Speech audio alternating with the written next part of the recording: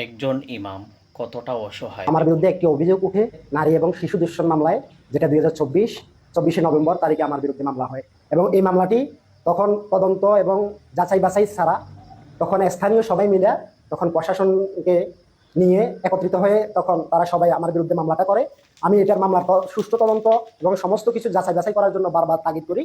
করার পরেও তারা এটাকে যাচাই বাছাই না করে, কোনো পাত্তাই না দিয়ে, মেয়ের কথা মতো, মেয়ে তখন 7 মাসের প্রেগনেন্ট ছিল এবং গর্ভবতী অবস্থায় মেয়ের কথা মতো বলে, এটার কারণে এই মামলাটাকে তারা দ্রুত, মেয়ের মেয়ের কথাকে প্রাধান্য দিয়ে আমার বিরুদ্ধে মামলাটা লিপিবদ্ধ করে এবং মামলাটা দিয়ে দেয়।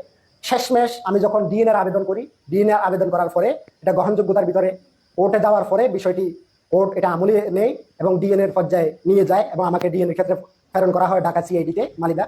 এবং সেখানে প্রেরণ করার পরে আমাকে ডিএনএ স্যাম্পল রাখা হয় এবং শেষমেশ এটার আমার ডিএনএ স্যাম্পলের রিপোর্ট আসে। রিপোর্টে আমি নির্দোষ প্রমাণিত হই। আমি যদি এখানে আমি ডকুমেন্ট প্রদান করবো আপনাদের, তখন মেয়েকে থানাতে ডেকে আনে এবং স্থানীয় লোকজনকে থানাতে নিয়ে আসে। তখন নিয়ে আসার পরে তাদেরকে জিজ্ঞাসাবাদের এক পর্যায়ে 164 দ্বারা মেয়েকে জিজ্ঞাসাবাদ করে। জিজ্ঞাসাবাদ করার পরে মেয়ে আপন ভাইয়ের নাম স্বীকার করে। আপন ভাইয়ের নাম হচ্ছে মোর্শেদ। এই মোর্শেদের তখন পুলিশ বিকেল বেলায় মোর্শেদকে কাপ্তান বাজার ব্রিকফিল্ড থেকে গ্রেপ্তার করে।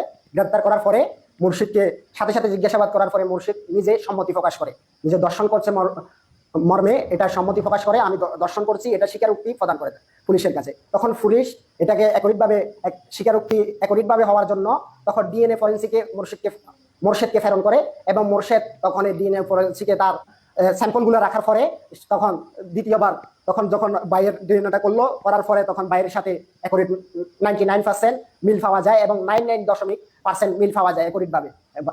এবং বাচ্চা তখন হচ্ছে আপনার যখন 2024 সাল, তখন ওই মামলা করার সময় মেয়েটা 7 মাসের প্রেগনেন্ট ছিল, গর্ভবতী অবস্থায়, এটা বলে মামলা করে আমার বিরুদ্ধে।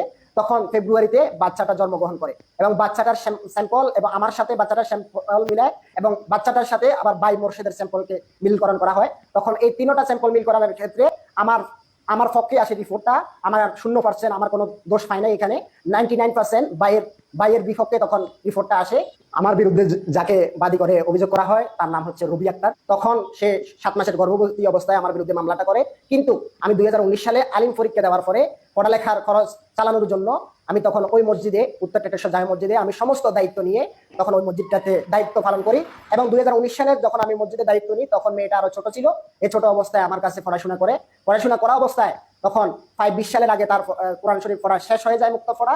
এই হওয়ার পরে এই 2019 সালের ঘটনাটা 2024 সালের নভেম্বরের 24 তারিখ আসে।